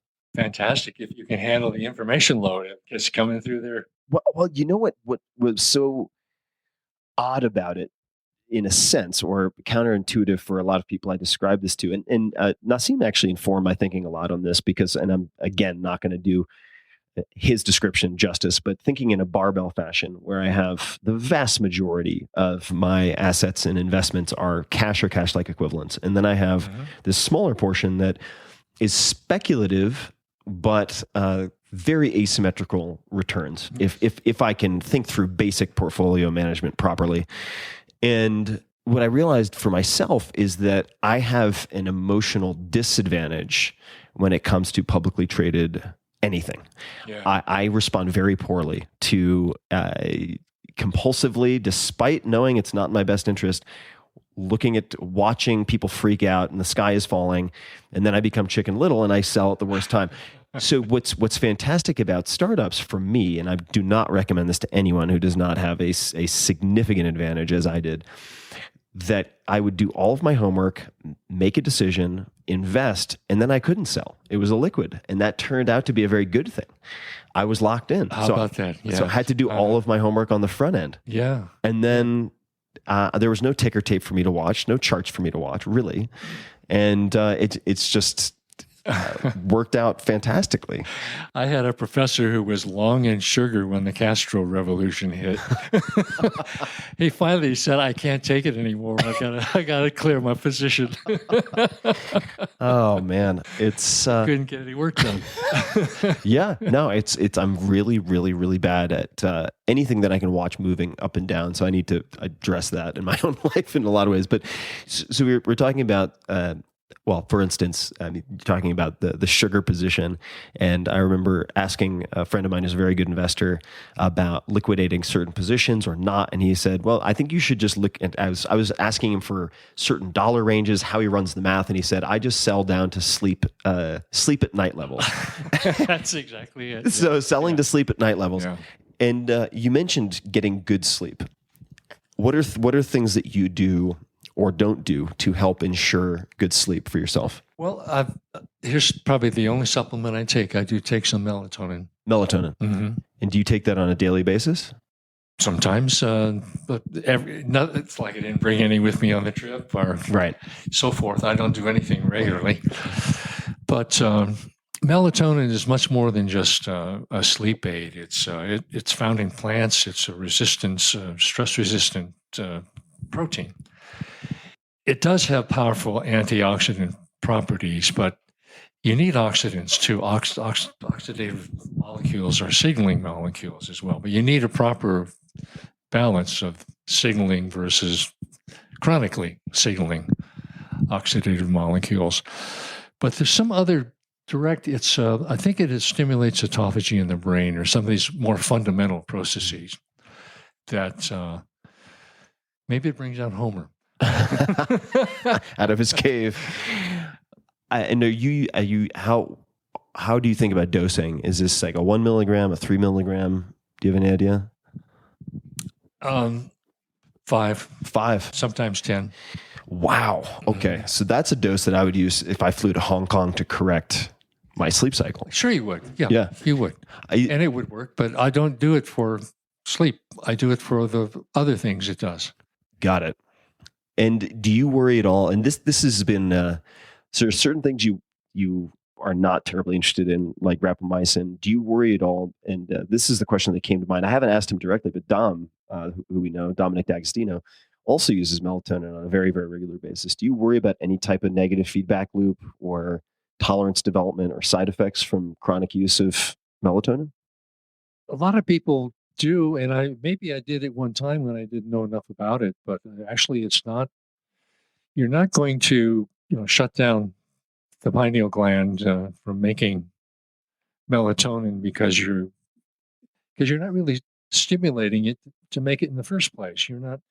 You're thinking in terms of the homeostatic balance of melatonin. Mm-hmm. I'm not. I'm thinking about it as a surge that's bringing on protective pathways. I think of it in a completely different way. And I don't even take it to sleep. I take it to keep my brain. To summon Homer. To summon Homer, right. So it's actually everything I think in terms of those protective pathways, immunity, restoration pathways. And the whole knowledge that I thought I had before is sort of out the window. You think in terms of these molecular pathways. So I'd like to explore that a little bit. And this is going to, I'm sure, uncover a fairly deep level of ignorance on my part. But if we're thinking about, I know very little about melatonin, but I have taken it in the past. If we're looking at, say, how does production, well, I'm trying to frame this. If I think of the HPTA, like the hypothalamus pituitary testosterone axis, and the ways that can be disrupted if you supplement with, say, testosterone or luteinizing hormone, which I guess would be HCG when you're injecting it or taking it some other form. Even if, say, testosterone or growth hormone, for that matter, are released in surges, it's not continual, Right. much like melatonin. Why wouldn't regular consumption of melatonin cause some type of malfunction? I just don't know if it's one thing in a large stream of other elements that I don't know about. I don't have the answer to that either. It's first of all, you're positing that there's a feedback. Like No, there is I am, with- and I don't. Oh, That's okay. no. I'm just. Fine. I'm not even positing. Right. I'm just asking. Yeah. So I wouldn't necessarily posit that feedback pathway to begin with, because I don't think it's a homeostatic balance there. I don't think it's that the body attempts to maintain pulses or a balance of melatonin. I think it's you actually make it during the day too. It's not the sleep hormone. It's a defensive hormone. I mean, it's in plants. Plants don't have to get their rest or sleep. They're not moving around all that much. It's an ancient hormone. It's evolutionarily conserved across almost all species. And I used to know a lot about it. I haven't thought about it in a while. So you caught me short of knowledge. Well, maybe this is a good place to talk about the limits of human knowledge. Yeah. For instance, in reading the Black Swan, Nassim talks about epistemological arrogance a fair amount, and I think just to give people an example of that, just to bring it down to a more easily understood level, a very good friend of mine. Well, a lot of doctors say this. Any good doctor will generally say, 50% of what we know is wrong. We just don't know which 50%. Yeah, it's so very true. So how do you think about human knowledge, what we can know versus what we can't know? And this very broad question, but that was one of the topics that Naval recommended bouncing around in this conversation. So, this is something that has caused me to go from taking a lot of supplements to taking fewer supplements, for instance, because there's so many historical case studies of carrots are good for us. We think they improve eyesight. We attribute it to beta carotene. Then we start taking mega doses of beta carotene. Oops. Turns out there's a lot more to the story now. We've created all of these unanticipated side effects. Yeah, I think even if you look at a static diagram of something like the mTOR pathway, like, gosh, it's so complicated. And then you realize they all have to be in the right sequence, too, these molecules. You have to move at the right speed and have the right doses and so forth. You'll never be able to figure that out. So what you have to do is you have to be an experimentalist, maybe on yourself like you and I do. Maybe on your child or on your dog. On Molly. I actually had to experiment on my child. I didn't like to, but I had to because the doctors were killing him. So I don't want to get into that too much, but you have to be willing to test hypotheses. Why not just admit that nature knows a lot more than we do and try to live a simple, clean, decent life and eat good food and go hungry now and then, mimic those patterns. There's an error correction mechanism inside each one of us. If you err in terms of, for example, you make some bad cells, some bad proteins, or some of your stem cells go bad, nature's down there cleaning it up because the other stem cells will kill it. It'll consume it or it'll shove it out of the niche, just like eagles get shoved out of, nestlings get shoved out of the niche. There's competition going on inside your body constantly. And if you use competition to weed out the weak and the faulty and let the strong survive. So your ideas are competing also. Everything is a question of variety, pruning, competition, pruning things. Like I said, God said, I got these different species I'll send out. Let's see which one is best, which one gets through the ice age.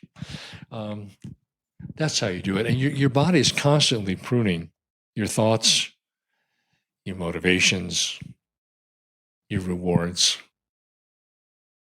And sleep is the way you clean all that up.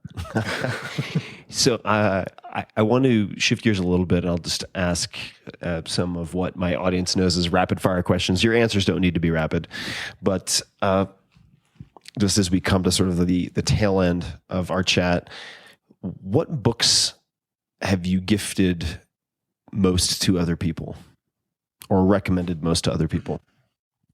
Are there any particular that come to mind? Well, I mean, I gave all my library books to the local college library, and they were full of books. Not philosophy. I've thrown my philosophy books away. Why is that? The pointless, empty questions for the most part. They're not testable hypotheses. Got it. Yeah.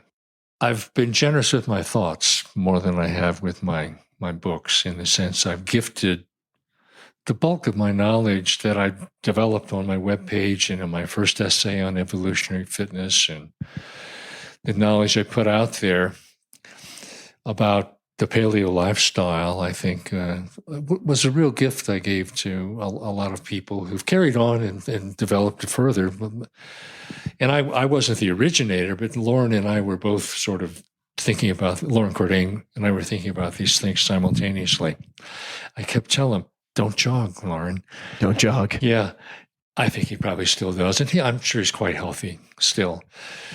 So that's the primary gift. And I gifted many dissertation topics to graduate students. I ran more graduate students at the universities where I worked than anyone else in the department. The students were drawn to me, but my ideas were kind of complicated, and so there was not necessarily a good dissertation there in the usual sense.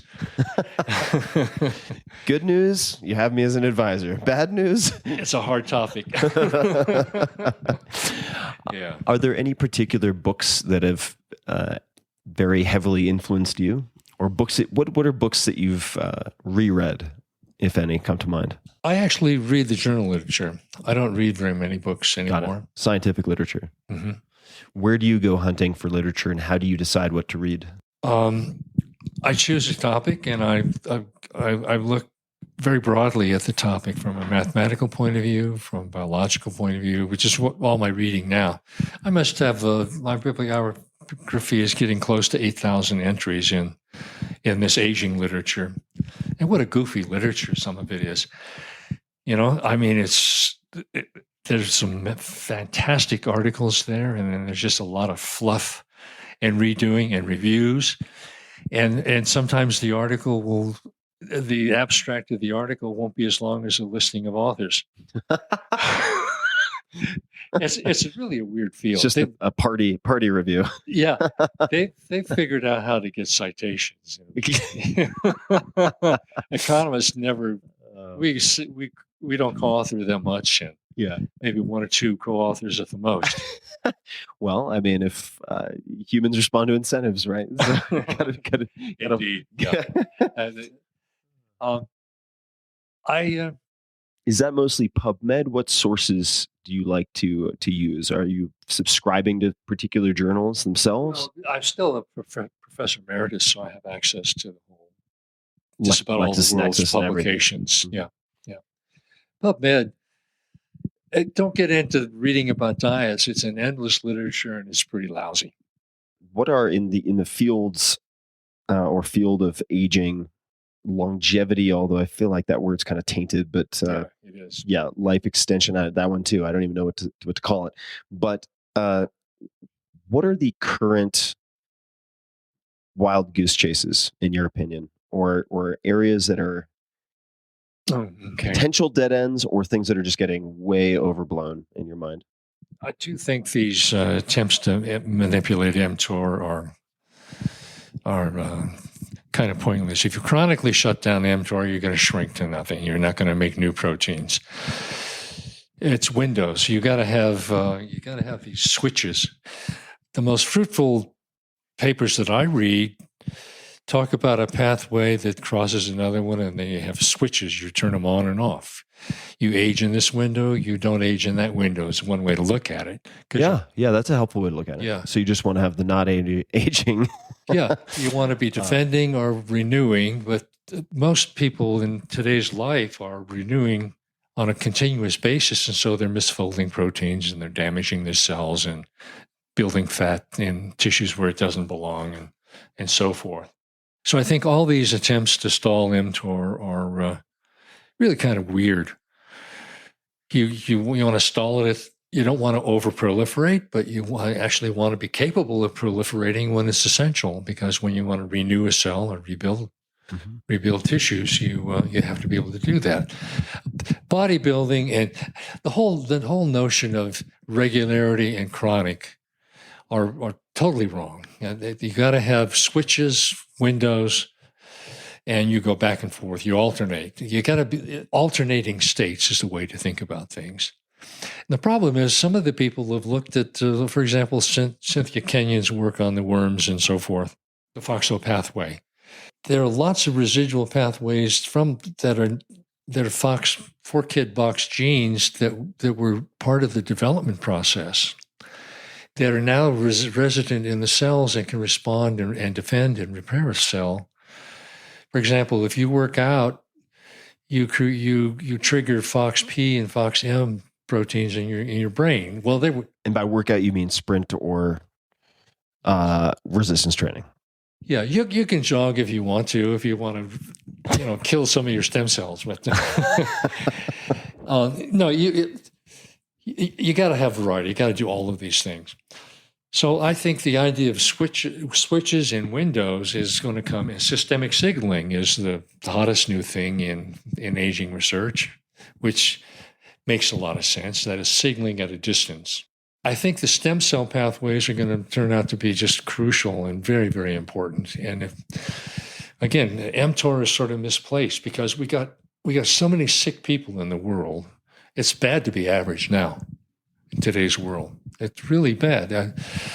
I've never had average-looking tests in my blood work or anything else, and average is dangerous these days. Yeah. You mentioned. So dangerous reminded me of one thing that you said in passing, and I wanted to just unpack it. It may not be a long story, but you said, I've never been injured in all these decades of weight training, except for one instance that I can remember. What was the one instance? What happened? Oh, man, there was just this weird guy in the gym. There are a lot of those. Yeah, I was going to say, yeah. He was a fireman, and he worked out at the gym, and he used to do these behind the neck presses. Oh, right, with a barbell. Yeah, with a barbell. So he's using some weight, and I said, well, that's nothing. I wasn't warmed up or anything. I hopped on. I said, well, that's easy. And I did it, and I pulled a muscle in my neck, and it hurt for 3 months.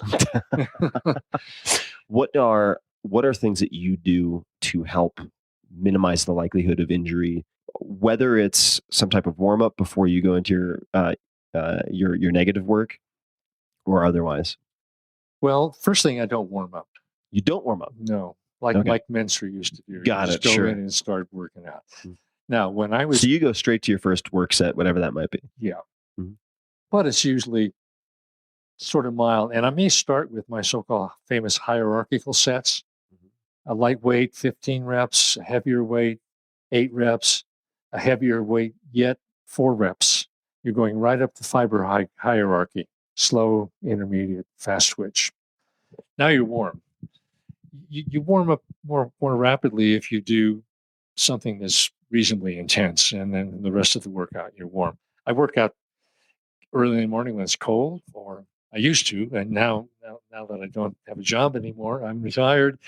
I work out at 11, and every time I go there, I see the same guy. He's an ex-bodybuilder. You can tell he looks good. He's there for hours, and I'm in and out. I don't know who looks better. I think I do, but I'm leaner. He's a more bodybuilding looking guy, and they don't look good. When they're not flexed, they don't look good.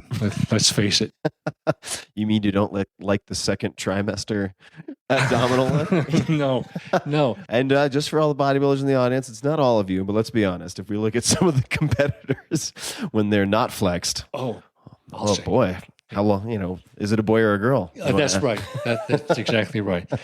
So I'm there for a little adventure, for a little bit of intensity, not to get hurt. So if you have long muscles, you do a full range of motion, you're not going to get hurt. And you're also generally, at least on the negatives, following a slow cadence, right? I mean, you might be raising it quickly, but you're lowering it entirely under control. Entirely under control, but down to a full stretch. Right. I'm thinking Titan spring. Right. There's a spring down there, and so even if I'm doing positive exercises, I will lower and I'll come and I do a little. Not a bounce, because full stop bounces are destructive, but the little stretch bounce. Right. If you were to go back to teaching and you were to teach a freshman undergrad, actually it could be a freshman or a senior seminar. So it's just, say 15 to 40 students, something like that. Mm-hmm. And you only have them once a week. Let's say you have them once a week for 3 hours, one semester. What would you teach them? The economics of uncertainty. Economics. That's the last class I developed there at UCI, and I taught. And they loved the class. Economics of extreme events is really what it was. Not uncertainty the way it's taught by utility theory and all this nice utility maximization and expected this and expected that. It's all nonsense. It would be the economics of extreme events. If someone wanted to, since you're probably not going to teach that class anytime soon, if somebody wanted to explore that for themselves, mm-hmm. how would they self-educate? Any starting points that you would recommend? My class notes are somewhere. we should definitely somehow crowd fund getting those. Well, I would start with my movie book. Mm-hmm. What was the title of that? Hollywood Economics. It covers extreme events fairly thoroughly. In fact, a lot of students looked at that. I had other readings as well. Or you could look at climate science and look at the extremes of climate variation, and what happens. You could look at the economics of storms and floods, floodplain analysis. So I would look at nature. If you were to pick one of Nassim's books to start with, would you choose Fooled by Randomness, or would it be one of the others? I think students learn more from Fooled by Randomness. The Black Swan is marvelous as well. Skin in the Game is probably going to be a terrific book too, because you got to have skin in the game. Everybody knows that, but they always ignore it. If you want to do a Chinese fun, you got to put skin in with him. Yeah. Yeah. Oh yeah. 30%. So you. Oh, they want incentives aligned. They won't just cut your knuckles off. It's just. There's more at stake. So the economics of extreme events. If you could put anything on a billboard, you have a gigantic billboard, and you can put a short message, a word, couple of words, sentence, whatever, to get out to millions of people. What would that message be? Or whatever you would put on the billboard. Could be anything. Well, I used to end my principles of economics teaching the importance of freedom and arbitrage. Arbitrage keeps you from being stupid because you compare the price of this relative to other equivalents or close substitutes or so forth. If you talk mathematically about pricing, you lose the anchoring from the arbitrage principle. So I always taught arbitrage. Arbitrage. Could you explain that maybe through an example? I would just love to hear. Yeah. Well, buy low and sell high, but you have to trade different alternatives. For example, nature abhors a vacuum, and economics abhors an arbitrage opportunity. Arbitrage opportunities get eliminated. Is that okay? Got it. Is that just efficient? Well, not efficient market theory. It's a sensible way of looking at efficient markets. Mm-hmm. The best predictor of tomorrow's price of something is today's price, because that leaves no arbitrage opportunity. Right. If you knew the price is going up tomorrow, it would go up today. That kind of thinking. You think about opportunities, but you think in terms of the arbitrage limits that are there. So I taught general equilibrium theory as arbitrage also. It wasn't too successful. It wasn't appreciated, but this is how Malenville taught general equilibrium theory also, is the presence of arbitrage. So would you just put understand arbitrage? Would that be the message? Oh, the billboard? Yeah. No, it would be freedom counts. Freedom counts. Yeah, freedom matters. And is that mostly in reference to markets, or is it freedom of contract, freedom of arbitrage, mm-hmm. freedom of entry, freedom of exit? People don't have to be forced to do things. They can exit. They can participate. Freedom counts. Yeah, I like that. And your workouts too. Lift heavy things. Yeah, lift heavy things. Freedom counts. Well, Art, we could talk for hours and hours and hours, and I know we're going to go probably grab a bite to eat at some point after this. But is there anything, and I'm going to ask you after this, where people can learn more about you, what you would like them to check out, and certainly that'll all go in the show notes. But is there any parting words or suggestions or asks of my audience, something they should test, something they should consider, anything that you'd like people to well, get ready for my book when it comes out on aging. Mm-hmm. It's a field that's full of a lot of charlatans. There's some good science, and there is no such thing as successful aging, because aging is damage. So you can't be successful if you're being damaged. And do you have a set timeline for that, or a title people should look out for, or should we just say prime yourselves, it's coming, and we will let you know when it comes out? Yeah, just check my Facebook page. That's my. I've given up my blog. It wasn't worth the time and effort. I did help a lot of people, but I passed that now. I've taken up this as a scientific quest because, one, like I said, I'm experienced. Coming up on aging. On 80 is you start thinking about, when you approach middle age, you start thinking about these things. So you're planning your next 80. The possibility, the technology is coming, and it is there right now inside each person, and it's the protein quality control, cell quality control. Don't lose cells. Maintain them. Starve them within a while. That's good for them. So the technology, I am applying the technology, and I think I'm doing pretty well at it so far. I do plan to live another 40, 60 years. I think you're doing pretty well, and your arms are bulging out of your shirt, which is long sleeved. So I think things are going well. Well, Art, thank you so much for the time. I really appreciate it. And this has been a lot of fun. And for everybody listening, as always, you can find links to everything that we've discussed, to Art's Facebook page, and more at not Facebook. Let's try that again, at 4hourworkweek.com/podcast or at tim.blog/podcast. They both go to the same place, and you will find show notes for this episode and every other episode. And until next time, thank you for listening. Hey guys, this is Tim again. Just a few more things before you take off. Number one, this is 5 Bullet Friday.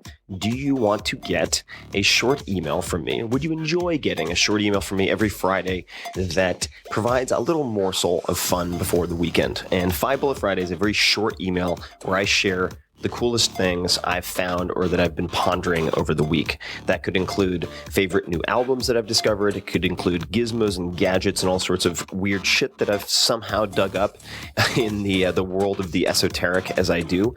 It could include favorite articles that I've read and that I've shared with my close friends, for instance. And it's very short. It's just a little tiny bite of goodness before you head off for the weekend. So if you want to receive that, check it out. Just go to 4hourworkweek.com. That's 4hourworkweek.com, all spelled out, and just drop in your email and you will get the very next one. And if you sign up, I hope you enjoy it. This episode is brought to you by Audible, which I've used for many, many years. I absolutely love audiobooks, and they are one of my favorite ways to pass the time when I travel. I'm on the road all the time, and Audible allows me to consume many more books than I possibly could otherwise. I have 2 audiobooks to recommend right off the bat. The first is perhaps my favorite audiobook of all time, and it's the only audiobook I've wanted to listen to twice in a row. The Graveyard Book by Neil Gaiman. It's amazing, and you will thank me. There are a few different versions. I like the version that Neil narrates himself. One of the most soothing voices of all time. The second book is Vagabonding by Rolf Potts, Potts, which had a huge impact on my life and formed the basis for a lot of what would later become the 4-Hour Workweek. So go to audible.com/Tim and you can choose one of these 2 books or any of many, many other options. That could be books, magazines, and much more. As a listener of The Tim Ferriss Show, you can also access a free 30-day trial. Just go to audible.com/Tim. You can't make more time, but you can make the most of it. So turn your travel or your commute into something more with a free trial at Audible. Go to audible.com/Tim to start now and get your free 30-day trial. This podcast is brought to you by Four Sigmatic. I reached out to these Finnish folks, young entrepreneurs, very talented, after a acrobat introduced me to one of their products, which is mushroom coffee. This specific one includes chaga and lion's mane, and it knocked my socks off. I highly recommend if you try it, you start with half a packet. It's very strong and lights you up like a Christmas tree in the best way possible. People are always asking me what I use for cognitive enhancement, and for right now, this is the answer. I try to force this on all of my house guests. It is a hell of a thing. If I have employees or people come over who are working on projects with me, I always try to feed it to them because I'm going to get the limitless effect and get a lot more out of them. The first time I mentioned this product and Four Sigmatic on the podcast, their product sold out in less than a week, so you may want to check them out soon if you're listening to this. And the coffee tastes like coffee. It takes just seconds to prepare with hot water, and oddly enough, only includes 40 milligrams of caffeine, so it has less than half of what you would get in a regular cup of coffee. I don't get any jitters, acid reflux, or any stomach burn, any of that. It's very unusual and very, very cool. So if you don't like caffeine, they also offer very strong but caffeine-free mushroom elixirs, which I will sometimes have in the evening. I find chaga specifically to be very, very grounding and earthy. So that is another option. And I have a cupboard full of their products at the moment, which is right around the corner of my kitchen. You can try something. You can try a sample pack, which is great also, right now by going to foursigmatic.com/Tim. That's Four Sigmatic, FOURSIGMATIC.com/Tim, and use the code TIM, TIM, to get 20% off of your first order. And they're not that expensive anyway. If you are in the experimental mindset, I do not think you'll be disappointed. So try them out.